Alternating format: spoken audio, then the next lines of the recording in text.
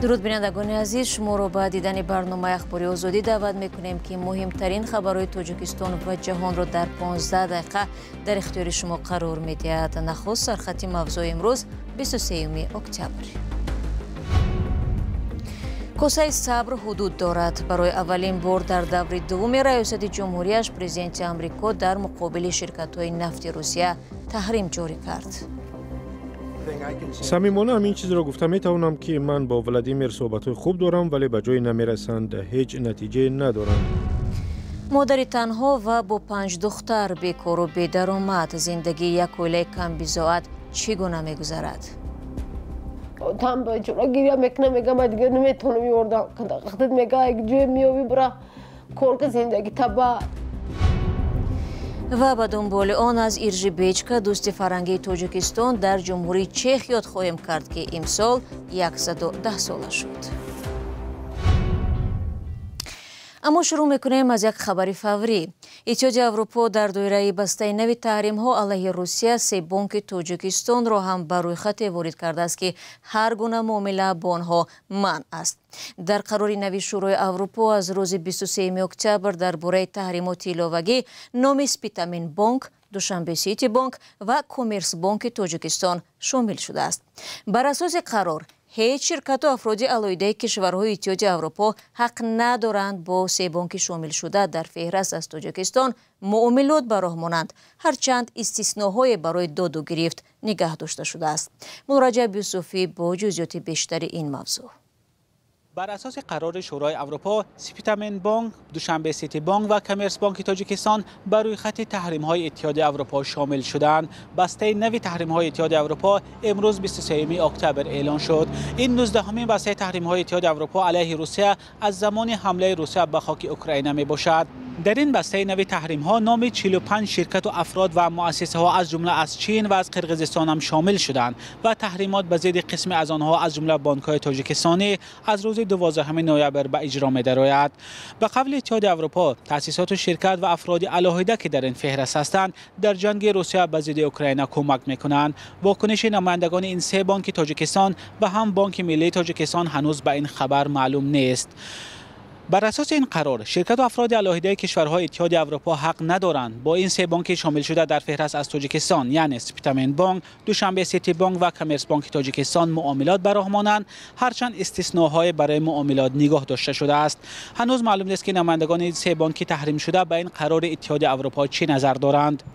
بانک‌های مذکور از جمله بانک‌های سرمشتری در تاجیکستان هستند و حالا معلوم نیست که منع معامله با آنها تا چه حد به فعالیت دوشنبه سیتی، سپیتامین بانک و کامرس بانک تاجیکستان تاثیر می‌گذارد و یا فعالیت آنها را تا چه حد محدود می‌کند. از زمان تجاوز روسیه به خاک اوکراین این بار اول نیست که شرکت‌های تاجیکستانی از سوی کشورهای غربی تحریم می‌شوند.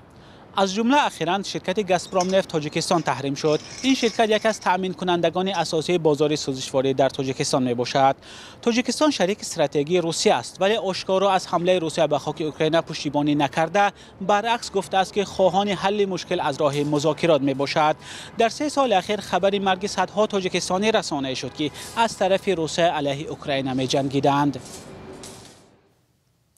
ضمناً روز گذشته تحریم‌ها در رابطه با جنگ اوکراین در آمریکا نیز بررسی شد. ایالات متحده آمریکا میگوید روسیه بر روند صلح که باید با ختم جنگ در اوکراین به انجام رسد صداقت جدی نشان نمیدهد.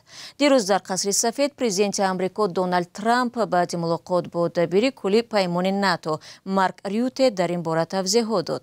واشنگتن با هدف سوست نمودن سرمایه‌گذاری جنگ در مقابل 2 شرکت بزرگ نفت روسیه، روسنفت و لوکویل تحریم جاری کرد.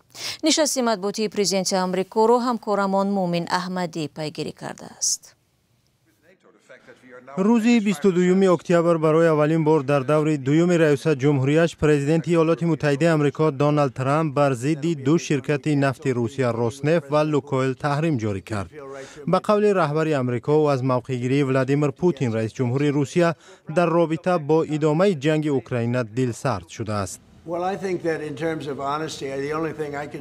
صمیمانه همین چیز را گفتم. میتوانم که من با ولادیمیر صحبت‌های خوب دارم ولی به جای نمیرسند، هیچ نتیجه ندارند. میبینید که او جنگ را ادامه میدهد. جنگ دوام دارد، دو طرف است. جنگ دو طرف دارد. درباره جنگ چیزی پیش بینی کرده نمی شود ولی واضح است که زمان سازش فرا رسیده است. مردم زیاد کشته می شوند. وزارت مالیه ایالات متحده آمریکا گفته است که به اقدام‌های بعدی آماده است ولی با هدف جلوگیری از آن از مسکو دعوت کرده است که فوراً برای آتشبس و ختم جنگی بیش از 3.5 ساله زمینه گذارد. خبرنگار رویترز می نویسد که جاری کردن تحریم شهادت تغییر سیاست واشنگتن در مقابل مسکو است. تا این وقت ترامپ با تعرفه‌های علاوه‌ای کفایت می‌کرد. او با واردات مال هندوستان 25% تعرفه جاری کرده، زیرا این کشور با نرخ ارزان از روسیه نفت می‌خرد. خریدار دیگری نفت روسیه، چین، تاکنون از تعرفه‌های علاوه‌ای آمریکا امین مانده است. بعد آغاز تجاوز روسیه به خاک اوکراین در ماه فوریه سال 2022 کشورهای غربی ابراز داشتند که بلندترین قیمتی که به نفت روسیه خواهند داد $60 در مقابل یک بشکه نفت است. بعد از این روسیه فروش نفت را به ممالک آسیا زیاد کرده است. ترامپ در کاخ سفید همچنین اعلام کرد که ملاقاتش با پوتین را که میبایست در مجارستان برپا گردد لغو کرد، زیرا باور ندارد که حالا زمان مناسب است. ترامپ اظهار امید کرده است که تحریم شرکت‌های نفت روسیه دیر دوام نمی‌کنند. شما برنامه اخبار رادیو آزادی رو تماشا دارید و حالا رو می‌آوریم به مسئله کم بی‌ضابطگی و ناداری که برای تاجیکستان این موضوع نو نیست، زیرا هر نفر پنجم در این کشور زیر خط فقر به سر میبرد. یعنی از روی معیارهای بانک جهانی درآمد روزانه‌اش کمتر از $3 می باشد. در میان قشری نیازمند و محتاج زنهای تنها و پرتافته شده هم کم نیستند. درباره یکی از آنها در گزارششان همکارانم علیشیر ظریفی و شهلای عبدالله به ما و شما نقل میکنند. این زن با 5 دخترش همین مقدار پیاز و کارتوشکا ذخیره دارد. میگوید این محصولات تا یک هفته دیگر تمام می شود و نمیداند آنها را چه انتظار است. 2 سال پیش با کمک خیرخواهان میان این کوه منزل بنیاد میکند که ناتمام است. امی خونه ما بسیار شایردم، امی موجود رسیش دیگه اردام کدگی. باید تا دورم و تام ازش نیست، نمیتونه کار کنه، باید او کار میکنه. و تامی اردام کدگی. باید پول علمین دخترم ما میگیرم، یا 120 سوم اومده هیچ نمیرسونه. وای میکنه. و تام باید چرا گیریا میکنه، میگم باید دیگه نمیتونم اردام کنه. وقتی میگه یک جوی میوی برا کار که زندگی تبا زندگی مخه واز بینولی. صدبرگی فرزندانش را تنها بزرگ میکند. میگوید از ترس آن که به دختران نابالغش آسیبی نرسد حالا نمیتواند آنها را تنها گذاشته جای رفته کار کند. از سوی دیگر کار پیدا کردن برای این زنی تحصیل نکرده هم آسان نیست. او میگوید اسمش رسما در روی خط کمبیزاتون است ولی نه همیشه از کمک‌های پیش بینی شده برخوردار میشود. ما 130 گرفتگی بعد وین ما میرم پراکتیک میکنم، میگه ای با خرافتگی دیگه شما پول نمیتونم میدم دیگه ما نگرفتم. مثل صدبر در تاجیکستان 100,000 خانواده از ناداری و کمبیزاتی اذیت میکشند و گاهی نگرانی ها از ناکافی بودن کمک پولی ها یا نبود شفافیت در تقسیم کمک ها صدا میدهد. مقامات میگویند آنها همیشه در فکر چنین خانواده ها هستند. در یک سال 825 سامانه برای یک عائله پیش بینی شده است و مخصوصا باز برای عائله هایی که 2 و یا زیاده کودک معیوب مخصوصا دارند، برای آنها باز برای کودکانشان علاوه 2 نشان دهنده دیگر علاوتاً پرداخت می‌گردند. با قول او کمبیزاتون حق استفاده رایگان از خدمت رسانی‌های طبی را دارند ولی برخی کارشناسان چنین کمک و امتیازها را ناکافی دانسته میگویند سطح فقر و ناداری در تاجیکستان از حساب مهاجرت مهنتی کاهش یافته است. لیکن ریسک این واقعیت در آن است که یعنی این مهاجران می توانند زود کار خود را منبع درآمد خود را از دست دهند یا که رفته نتوانند یا که مثلا روسیه که آنها اخراج شوند از اونجا، یعنی که از منبع‌هایی که داخلی نیست. بنابراین تاجیکستان باید چنین سیاست را پیش گیرد که پیش از همه خانواده ها توانند در داخل کشور منبع درآمد استوار خود را داشته باشند که از مهاجرت سخت وابسته نباشند. бино ба гузориши шохиси ҷавонии фақр ки соли гузашта нашр шудааст, 87% аҳолии тоҷикистон ба камбудии доимии ғизо рӯбарӯ аст. тибқи ин радабандӣ тоҷикистон дар байни 127 кишвар дар зинаи 65-ум байни никарагуа ва ғана ҷойгир шудааст.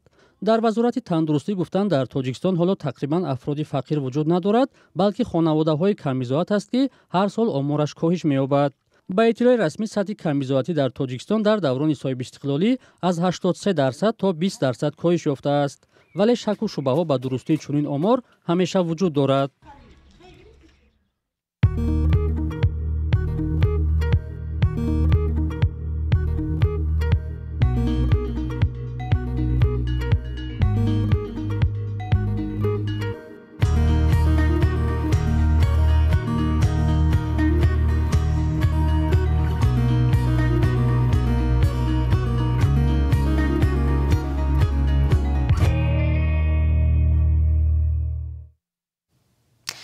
дар ин қисмати барнома дар бораи ховаршиноси маъруфи аврупоӣ, эроншинос ва муҳаққиқи барҷастаи забону фарҳанги тоҷикон Иржи Бечка суҳбат мекунем ки моҳи октябри имсол 110 сола шуд. ин донишманди чех алоқа ва ишқи хосе ба Тоҷикистон дошт ки ба поси ин эҳтиром ба фарзандонаш номҳои шарқӣ гузошта ва хонааш дар шаҳри Прагаро бо намунаҳои ҳунариву мардумии Тоҷикистон оро дода буд. ҳамкорон Амиршод Сулаймонӣ ва Бароид Юсуфӣ ба ифтихори зодрӯзи ин донишманди барҷаста мустанади шефтаи Хуросонро сохтанд ки пораи аз онҳо ҳоло якҷоя нашр мекунем ва мебинем. دوست فرهنگ تاجیکستان تقریبا 50 سال هستم. شما میبینید که بسیار پیر شدم. این حقیقت اعتراف مرد دانشمند اروپایی است که عمر خود را وقف ایران شناسی به ویژه زبان، ادبیات و فرهنگ تاجیکان کرد. ایرژی بیچکا، شرقشناس چیخ، شاگرد خاورشناس دیگری معروف چیخ یان ریبکا، دانشمندی که در ایران شناسی اروپا تغییر آورد و بخش‌های آن را از داخل به شکل جداگانه پژوهش و معرفی کرد. همین بیچکا آخرین عضو همین سلسله ادبیات شناسان جوان حق‌گاه با سروری یان ریبکا و دیگران. ایرژی بیچکا 16 اکتبر سال 1915 در شهر پراگ در خانواده بانکداری معروف به دنیا آمده است. پدرش چون دیگر ثروتمندان اروپایی میخواست پسرش حقوق بخواند و منافع تجارتی او را حمایه کند. بیچکا حقوق شناس شد. رشته حقوقی دانشگاه کرل را ختم کرد ولی به شرق شناسی برتری داد. به فاکولته فلسفه رفت و همراه با اکادمیکیان ریبکا یکی از پایه های ایران شناسی اروپا شد. بینندگان عزیز، بار دیگر یادآور میشوم که این یک پاره از مستند درباره پژوهشگری چیخ شد روان ایرژی بیچکا بود که پیشکشی شما شد و این فیلم رو میتوانید در شکل کامل در سامانه رادیو آزادی و صفحه های ما در شبکه‌های اجتماعی تماشا کنید. در شهر اوش قرازستان بر اثر سوختور در منزل استقامتی یک زن و 5 کودکش به هلاکت رسیدند. طبق اطلاع وزارت حالتهای فوق‌العاده سوختور صبح بر وقت سر زده تقریبا 280 متر مربع را فرا گرفت. هنگامی که نجات دهندگان به جای حادثه رسیدند، جسد سوخته 6 نفر، یک زن 34 ساله را همراه با 5 فرزندش پیدا کردند. پدری خانواده در مهاجرت بوده است. رئیس جمهور قرازستان صادر جباروف با این خانواده و نزدیکان قربانیان اظهار همدردی نموده است. بینندگان مهربان، در همین ثانیه ها برنامه امروزی اخباری آزادی را خلاصه میکنیم. تشکر به یکی شما برای همراهی. خبر و گزارش های از این بیشتر را میتوانید در سامانه azadi.org پیدا کنید. اینچنین از صفحه های ما در شبکه‌های اجتماعی اینستاگرام، تلگرام و تیک تاک و فیسبوک استفاده برید. فردا ما با خبر و گزارش های نو به استودیو برمیگردیم. خود را احتیاط کنید از آن و خدا نگهدار.